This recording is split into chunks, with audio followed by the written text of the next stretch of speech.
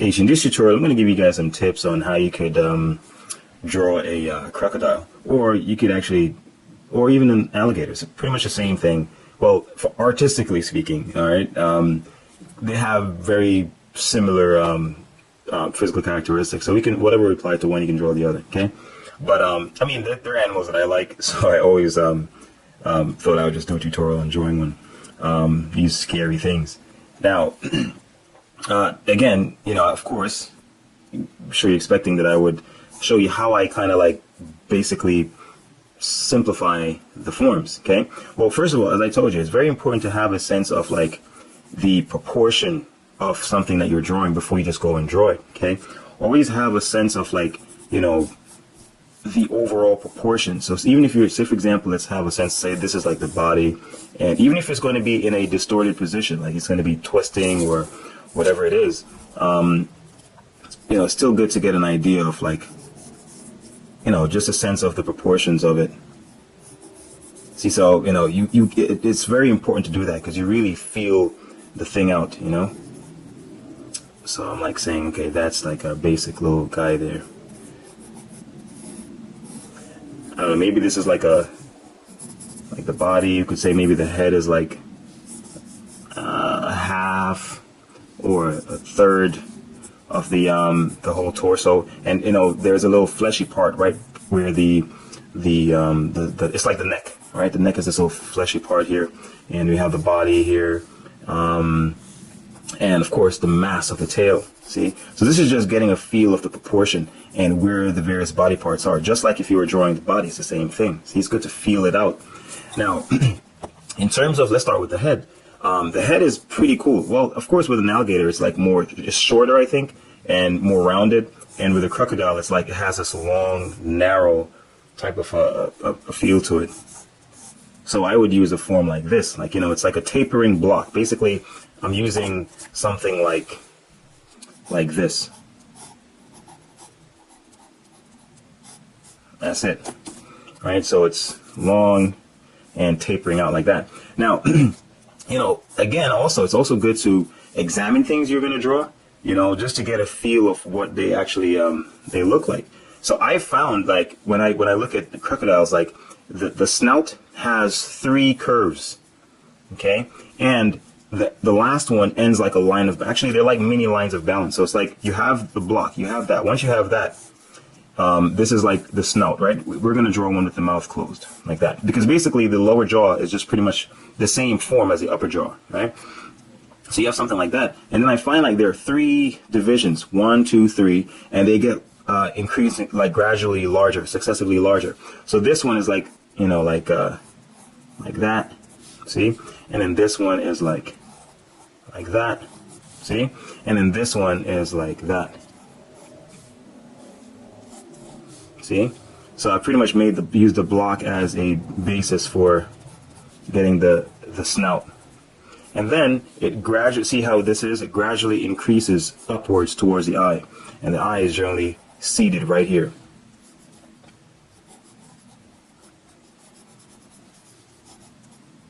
And then the lower one, of course, is just underneath like that.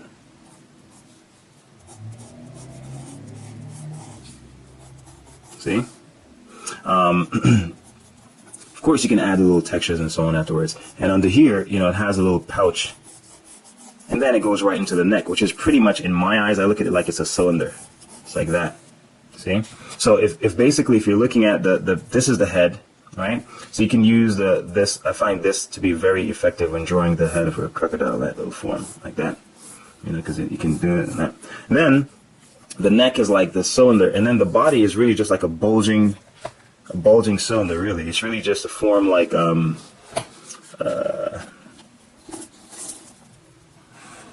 it's really just having a form like this. I'm trying to find space here because I'm going to do a drawing of one here.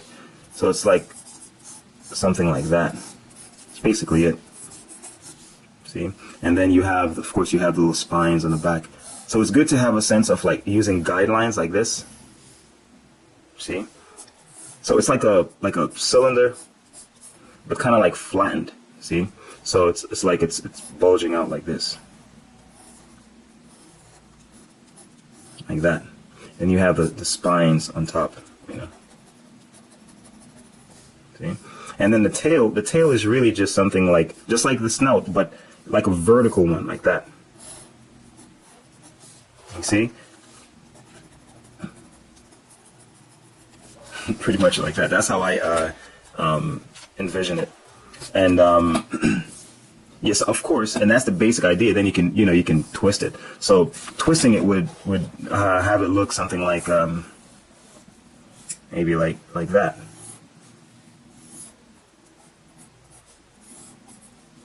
You know, and then you have a little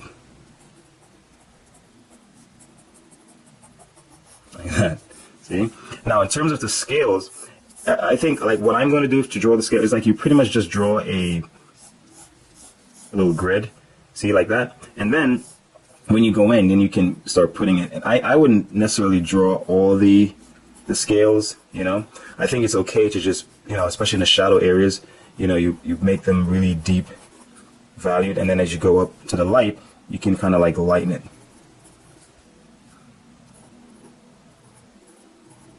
You know, see, like that. And by having it's always good to put definite scales where you can see the shape in one area, so that in light areas you can just imply them, and the eyes will complete it. See what I mean? So yeah, that's like the body, the head, the tail, and that's it, and the proportions. See what I'm saying? So I'm setting up, I'm getting an idea of a feel for it, like how this thing look. But of course, if I'm going to draw one, I'm going to do it here, I'm still going to, you know, sketch it in, as I always told you guys, you know, always start a drawing, you know, kind of like feeling out the, and notice the tail, most tails always follow the line of balance, that thing, almost always, I noticed that. And the tail is pretty thick.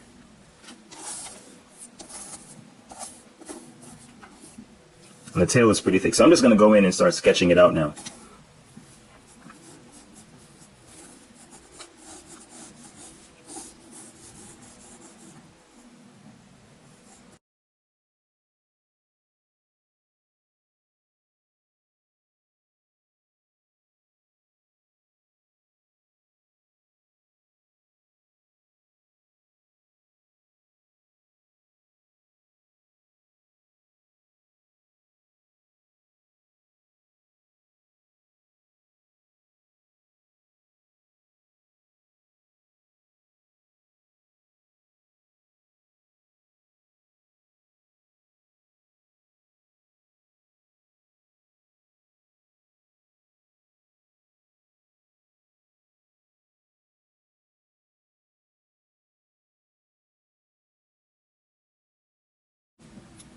All right, so basically that's, you know, see, I just follow the basic same forms, and it's pretty much just played around with them. And even with the teeth, see, I did the same 3 divisions, 1 2 3, 1 2 3 here, and even the teeth are pretty much just tapering cones. That's how I think about it. All right, they're not just a V, you know, I'm thinking of them as a form, okay, or just a flat triangular shape. I'm thinking of it with volume. So now I'm gonna go in with my pens. I think this is the fun part.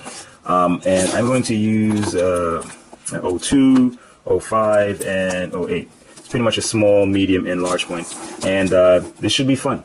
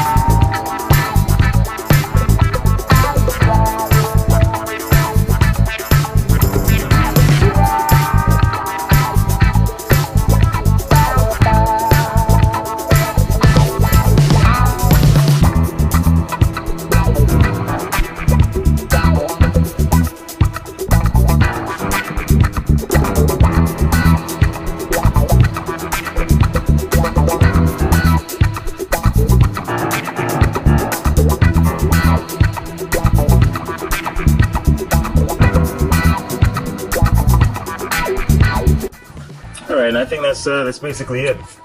So hopefully, you guys can get some ideas from this that you can apply to your own drawing, or maybe even just use this as a challenge.